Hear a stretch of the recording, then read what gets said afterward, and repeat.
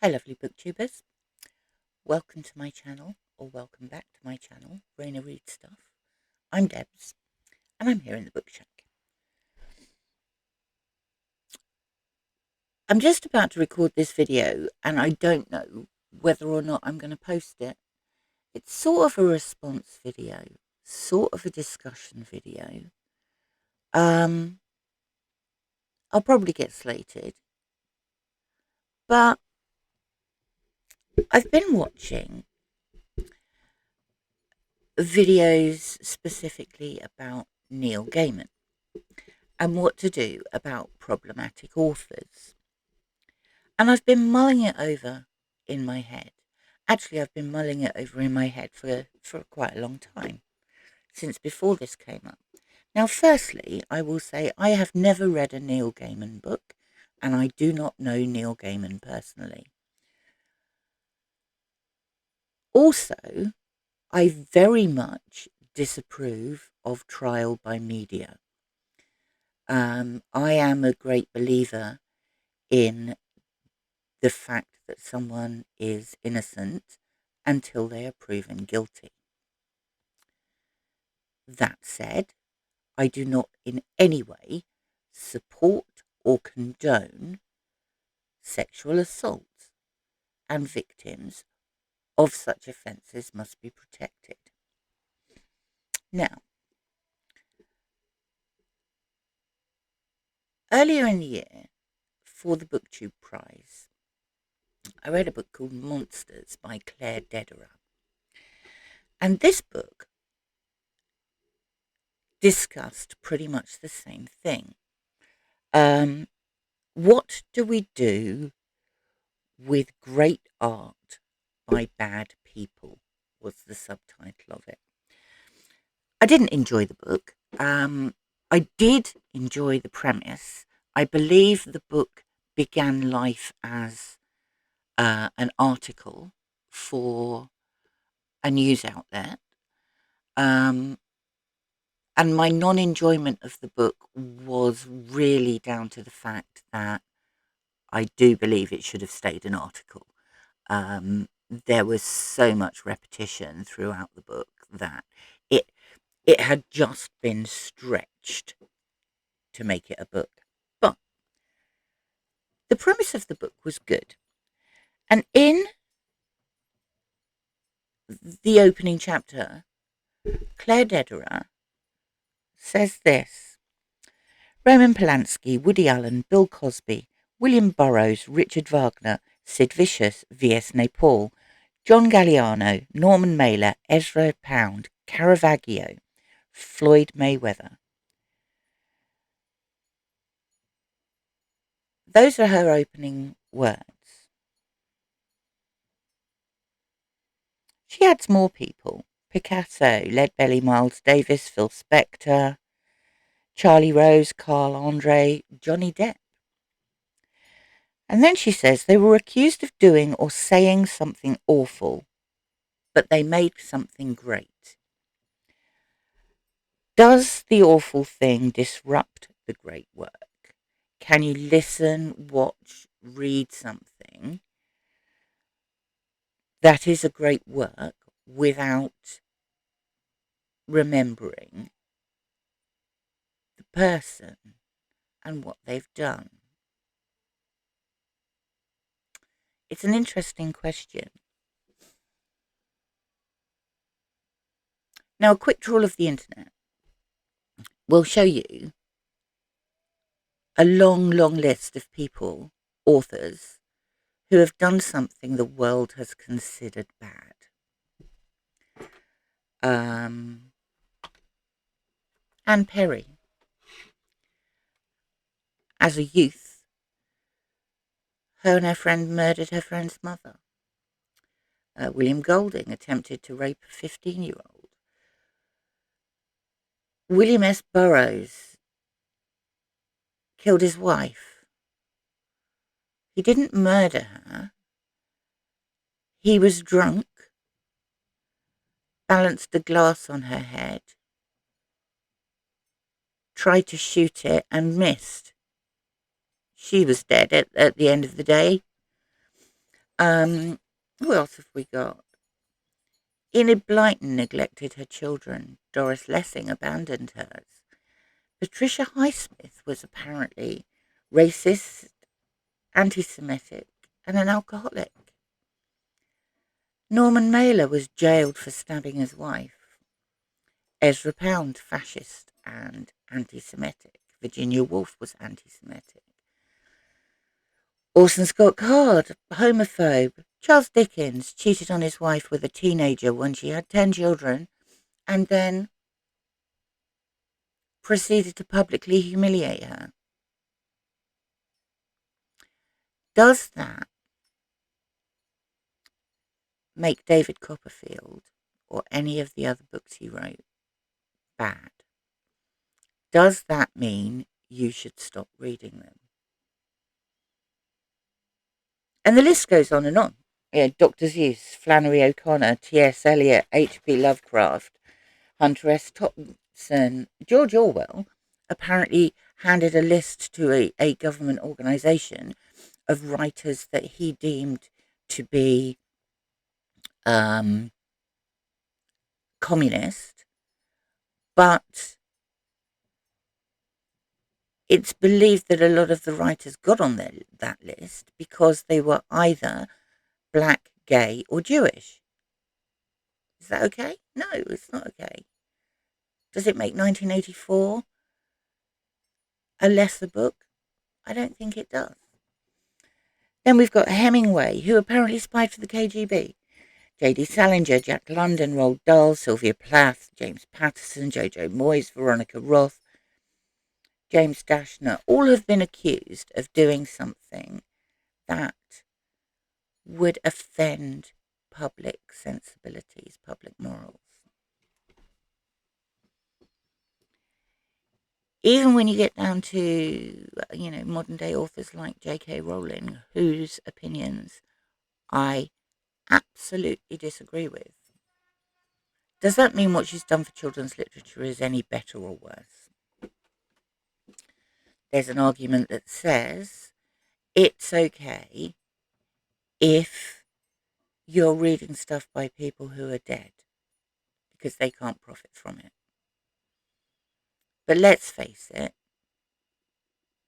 J.K. Rowling's made enough money already. She's not going to notice whether or not I buy a copy of Harry Potter. Then we get down to addiction. And when you get down to addiction, there's a huge number of authors. Now, I have a personal problem with alcoholics. My first husband was an alcoholic. I was married to him for 20 years. He got worse and worse and worse. He ended up stabbing me and going to jail, which gave me very good grounds for divorce. He was an engineer. Does the fact that he was an alcoholic and that he stabbed his wife make him any less of an engineer? No, it doesn't, I don't think. So on this list of the addicts, we've got Robert Louis Stevenson, Philip K. Dick, Aldous Huxley, Hunter S. Thompson, John Paul Sartre, John Cheever, Tennessee Williams, Dylan Thomas, Stephen King, William S. Burroughs, Jack Kerouac, Thomas De Quincey, Edgar Allan Poe. Edgar Allan Poe is believed to have started the relationship with the woman who became his wife when she was 13. Is that okay? No. Do you still read Edgar Allan Poe? I'm betting you do. I do. Truman Capote, William Faulkner. I've just finished reading a William Faulkner book. F. Scott Fitzgerald, Charles Baudelaire, Samuel Taylor Coleridge, William Yeats, Hemingway, Dorothy Parker, Allen Ginsberg. Byron, apparently, had an incestuous relationship with his half-sister. None of these things are okay. But does that make the thing that they are famous for any lesser a work of art. And I don't think it does. Whether you should stop reading them or purchasing their work is an entirely a decision for you. Um, Personally, I think you should. I think I should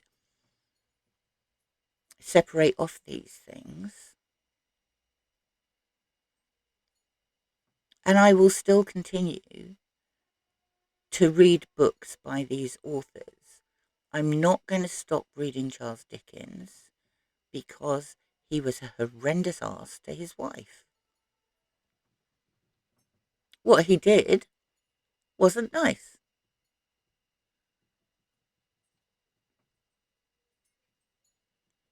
Doesn't make what he wrote any worse.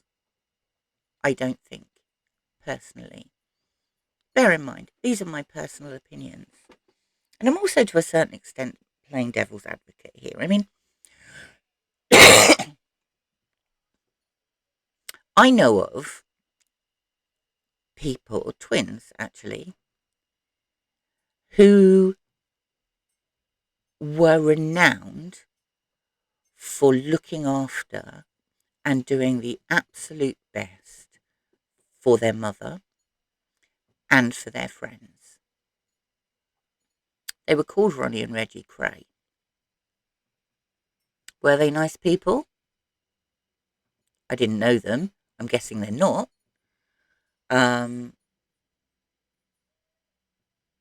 Does that make the fact that they looked after their mother any less of a good deed? No, it doesn't. It means that in other places, in other parts of their lives, they were seriously flawed. But it doesn't take away, it doesn't negate, does it negate the good things? The fact that Charles Dickens ran off with a 19-year-old woman and left his wife and 10 children, does that negate any good he did in the rest of his life? Then you have some people, I mean, if someone has committed a crime and gone to jail, do you stop reading their books? What if that person was Oscar Wilde, who went to jail for something that today is just, it's just horrific to think that someone went to jail for things like that. This is very rambly, I know. And I think what I'm trying to say is A, don't judge a person until they have been judged in court. People are innocent until proven guilty. And when they are proven guilty, punishment is given to them. But it's not up to me to say whether someone is guilty of something when I don't know all the facts. And I say that as a journalist. I was a journalist for 40 years. And it irks me that in Britain there are very, very strict rules as to what you can and can't publish about people who are accused of crimes. And I think those rules are there for a reason. And now, particularly with the internet, people seem to be able to say what they like and get away with it. And that's wrong as well. But when it comes down to an artist of any description and their works, I think you have to separate the two off. And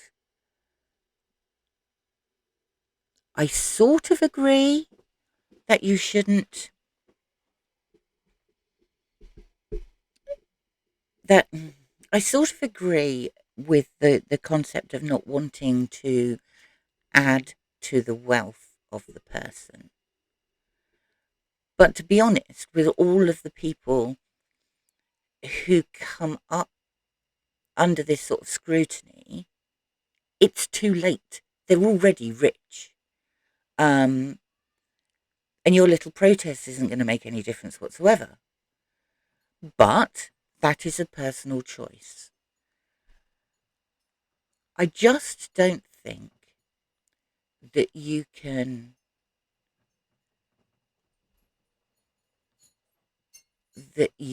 say that there is something wrong with a piece of work because the person who did it wasn't very nice.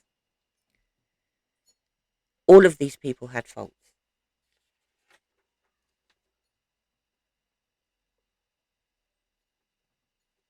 I've read a lot of them, and I'll probably read more. So, I still don't know whether or not I'm going to post this video. I've been watching videos by Olly mentioned some things in one of his videos, Michael K. Vaughan in another, Gareth at Book Songs and Hours of Magic has done a couple of videos. And these really is just my 2 pence worth. Am I qualified to have this discussion? Probably not. Only the fact that I am a consumer of these products. So maybe that does give me the right to have this discussion. I'd be very interested to hear other people's opinions. If you've watched this, thank you.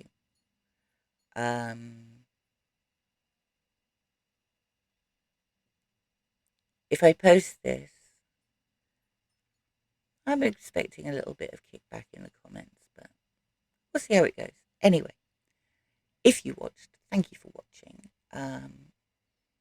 I'm going to stop my ramblings and I will speak to you soon. Bye for now.